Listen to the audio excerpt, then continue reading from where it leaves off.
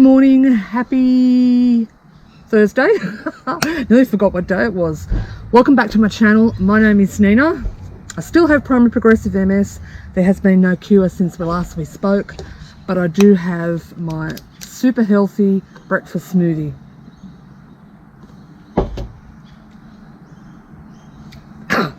Okay, it's a bit of an acquired taste. Nevertheless, I will down that. In this vlog, I am going to be talking about the new transport changes that have just come through under NDIS. NDIS is our National Disability Insurance Scheme. Thought I would give you some tips and tricks, and also what has worked for me, well, regarding transport under NDIS. So that will be the context of this vlog. But first, I am definitely going to be going out for an OT appointment this morning. I am getting a new high-low adjustable bed, so that'll be an easy process to go through because it's replacing like for old. So NDIS should approve that quickly. That won't be a drama. Looking forward to that. So Lisa, my support worker, should be arriving soon, and we're driving into town to meet my OT. But more importantly, yes, after that part of the vlog, I will definitely talk about transport.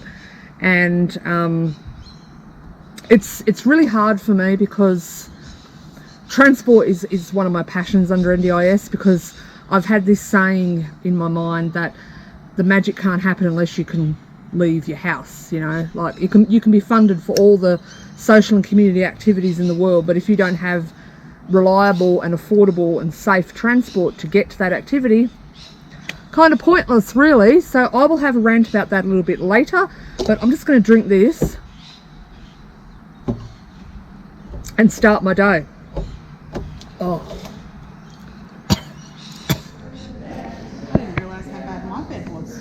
so we're in independent home care, and this is the eye care bed. Lisa's sleeping on the job.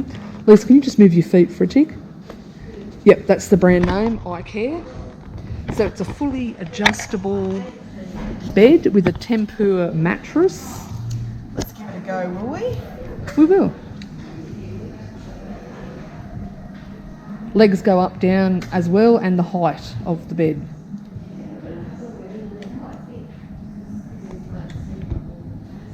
Oh, the comfy positions you can get in. That's amazing. Already, we'll go back. What does it feel like? The mattress as well? Feels like a supported cloud. It's really comfy. Like it's firm but soft at the same time, if that even makes sense. I think everybody needs one of these beds. Oh my god. So that's... Is this the one that the one that you're getting? That's the one I'm getting. Just... So officially speaking, NDIS will cover the cost of a king single mattress, and I will pay the difference between that and a double or a queen or a king, whatever I eventually decide to do. And personally, I think that that's kind of fine. So that's... What do you think overall? Oh, I'm going to lay on another one, but that, if I was to buy a new bed, that would be my new bed. Test the one at the end. It's a different type of mattress. This one? Yeah.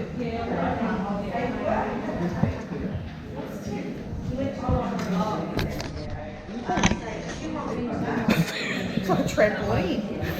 Oh, this is far too soft. Too soft? It feels like...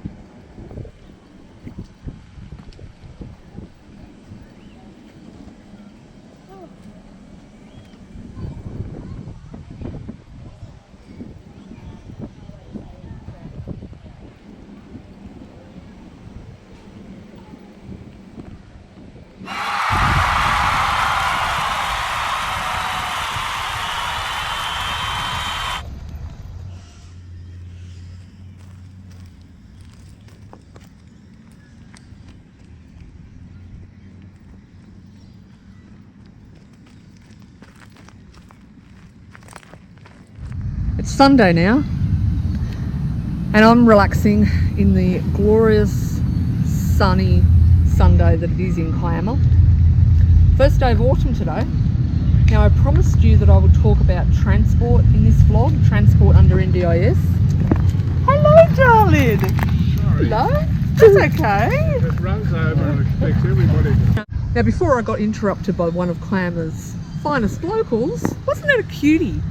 I was going to start talking about NDIS and transport under NDIS, one of my absolutely favourite topics. So I just want to give a disclaimer that these are my thoughts and opinions, nobody else's, and please always do your research. Do not take what I say as gospel, because everybody's situation is completely different and I can't take responsibility for your situation. So with that being said, transport has always been a contentious issue under NDIS. There's always been that sort of ethos that transport was only going to be funded as a contribution, that transport was an everyday cost, and therefore it was the level of funding that you got for transport was just a token contribution. Well, so I've had NDIS now for 3 years. I'm on my 3rd plan now. As a bit of a backstory, I have primary progressive MS, and I, as a direct result of my disability, cannot drive. Legally, I'm not able to drive, and I use a power wheelchair, so that restricts me to using wheelchair accessible transport, either a van or wheelchair taxis. I'm also not able to catch public transport, so that kind of rules that out, which is definitely one of the things that you have to not be able to do to get transport funding. In my first plan, I received level 3 for transport, and then exceptional circumstances funding. So level 3 is for people who are working more than 15 hours a week, which I am and was at that stage. And there was exceptional circumstances funding, which was very little was known about it. Like, people did not know that you could apply for that. And that was if you were doing more than that standard amount of travel. Now, that being said, my job involves being out and about in the community, visiting clients, meetings, lots of different venues. So I have to be able to do that, otherwise my employment's at risk. In the 2nd year of my plan, I purchased a second-hand wheelchair van. And even though I owned that van, it was a modified van, so I just bought it second-hand from my own funding. Even though I had that van, I still received level 3 transport funding and exceptional circumstances because I was doing so much travel. Recently, I have also now upgraded my van to a brand new van. So now you know that under NDIS, I have always had my transport needs met, but a lot of people are not so fortunate. So I'm going to now talk about why I think that is and the tips and tricks that I have used. NDIS is an evidence-based scheme, as I'm sure you would know. So whenever I go to my annual plan review meeting, I take evidence of my actual transport needs. So for me, that would be a list of all the taxi trips that I take throughout the entire year. And that's easy for me to do because I have an account with my local NDIS registered taxi provider. And I also have a log of all the kilometres and hours of funding that I need for a support worker to drive my own van. With that evidence, I have never had a problem having my needs met in terms of transport, but many people have not been as fortunate. Why do I think that is? Well, I guess I feel that many people, and I can't say all, but many people do have trouble advocating for themselves and perhaps do not have that support, whether that be a support coordinator or whether that's family members that can do it for them. And they perhaps don't have the knowledge basis that you need to have to make the NDIS work for you. With that being said, I also I have never stood for being told that transport funding is only like a contribution to the total cost of my transport, because I am entirely reliant on wheelchair accessible transport. And if I didn't have this disability, that certainly would not be the case. If I was a able-bodied 40-year-old woman, I would be driving a car and well able to meet my needs myself. That's not the case, so therefore I put that back on the NDIS and I say that's a direct disability related cost. But in saying that, I'm totally acknowledging my privilege as a white educated woman who knows how to advocate for herself and make the system work for me. I've finally found a stage where I can preach, sister. But look, there's no one there, look. There will be one day. Anyway, so today is March 1, and as of today, a new NDIS price guide has come into play, and the NDIS has made some changes to more realistically fund transport for people, because it has been such a problematic area, which has led to a great deal of social isolation for NDIS participants. Unnecessary social isolation, but I won't get on my political rant box just yet. Before I get into it, I'm going to go into a bit more detail and I'm going to unpack what I actually think about it. I think there's some positives, I think there's some negatives, it's a real mixed bag.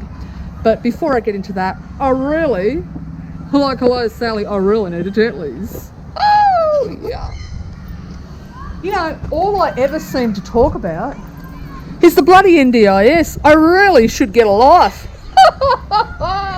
Good morning everyone, it's now Monday. I'm sitting out here on my deck having a smoothie for breakfast. I'm working from home today, so I don't have to be all dressed corporate, which is good. Doesn't mean I'll work any less harder, but it's just nice sometimes not to have to go into an office. I'll finish off what I was saying yesterday about transport, and I've printed off some pages of the NDIS price guide, which I sort of wanted to have a chat about. Disability Services Consulting is like an independent business that specialise in all things NDIS. So they've printed off a resource to explain a little bit more about the transport situation with NDIS. And I mean, quite frankly, the price guide, I read it and I was like, who writes this shit? It was confusing. So it used to be the fact that you had to have transport in your core or as a flexible or as a fortnightly payment out of one of the levels 1, 2 or 3 to be able to use transport, but that's no longer the case.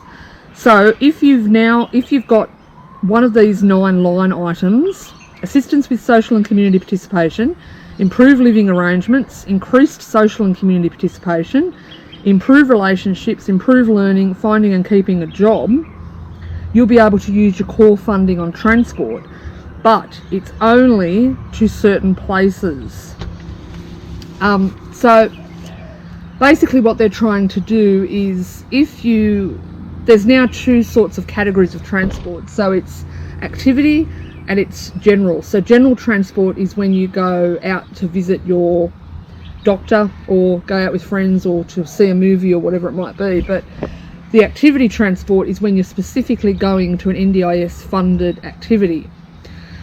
So now you're going to be able to use your core transports for that activity transport. But I see a problem with this. Was it a matter of the NDIS actually trying to make things more flexible, or was it providers able to lobby the NDIS really hard to put the power back in their hands? And I mean that I don't use disability providers in general. I don't go to disability specific activities really, except for film school, and I really resent the sort of mentality that we're getting to put us back in provider land. I don't know if I'm kind of explaining this right, but we're really being pushed out of mainstream inclusion and back to using disability providers for transport, and I don't know if that's contrary to the NDIS Act. Just my thoughts. So they've given a lot of vague details, but they haven't really given specifics, and I guess that's a good thing, because then you can interpret it the way you need to interpret it. And transport is so essential. Like, without transport, people can't get to work, people can't access the community, and they still remain socially isolated, and it's just so important, and they have to get this right, and I still do not think that they've got it right. And it's a real shame. But I want you to go to the NDIS price guide, the new one that's just come out on March 1, and have a look at it and talk about this with your support coordinator, and talk about it with your informal supports and your friends and other people in the disability community, and just really talk about this, because it's I think it's good that there's more flexibility, but I just don't think we're there yet. I don't think we're there yet at the place where we're fully integrated into society. And it made me a bit sad to read this. So, alright, this afternoon, DSC, Disability Services Consulting, is going to be running a Facebook Live where they're attempting to answer some of the questions, and I'm definitely going to be tuning in. I will film some of that for you. Please talk about this with your providers and really start to get yourself educated, because transport is too important an area to get wrong. I need a drink after that.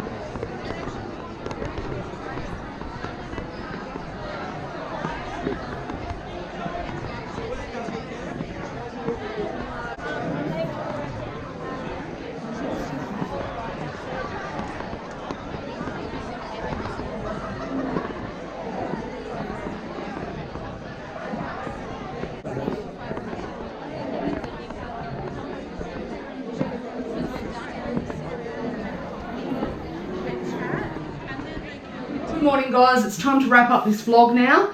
Yesterday I went to the Illawarra Disability Expo. It's where NDIS providers can showcase what they're offering.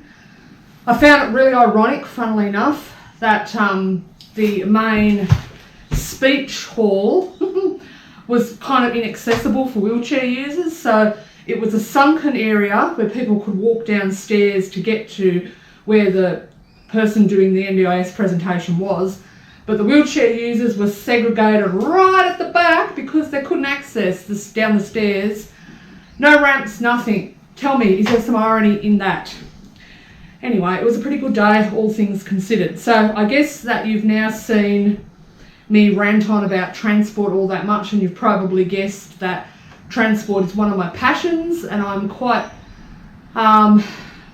dissatisfied really with the way that transport is in with the new changes that come out. But DSC have released a written statement, Disability Services Consulting, and you can find this on their website if you want to have a look. So the price guide has now created two definitions of transport: activity-based and general transport. So if you want to access general transport, you actually need to have transport allocation given to you. So if you don't qualify for transport at all, but if you do have transport, I would suggest that you put it into your core, so the rest of your core becomes flexible. Hopefully you have enough core to meet your transport needs.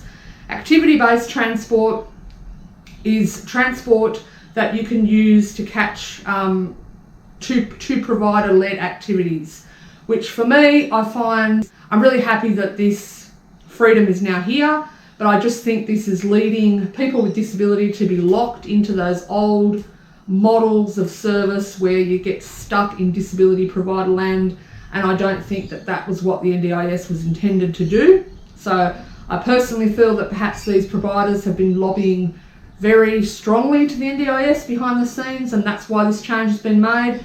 But it's certainly a little bit.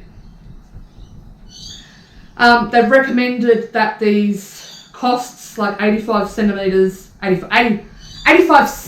a kilometre for a standard vehicle, is a recommended amount, but it's not a pricing limit, so providers can go over that. $2.40 a kilometre for a vehicle that is modified for wheelchair accessibility.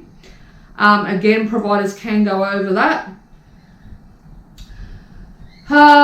So they have said that transport, like current plans will not be adjusted to reflect the increase in these costs.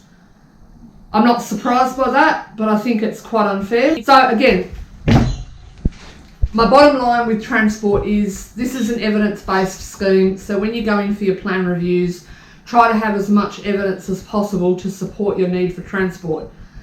If you qualify for transport, i.e. you're unable to catch public transport with a disability, then please, for the love of God, please consider putting your transport funding into the core and not receiving it as direct payments into your bank account, and in that way the core becomes flexible. Then you can use it for general transport such as doctor's appointments, going out and catching up with friends, i.e. what people do every day of the week, able-bodied people, you know, hello? So yeah, it's gone some way towards flexibility, but in no way, I think, goes far enough. Will there be more changes? I bloody well hope so. I must go. I'm about to go to work and it's my home visit day, so I'm going to be out and about in the community using my wheelchair van to connect with my clients. So it's going to be a fabulous day. My support worker is coming soon. They're going to drive me, and I'm just gonna I love my job. I really do love my job. All in all, it's going to be a really good day.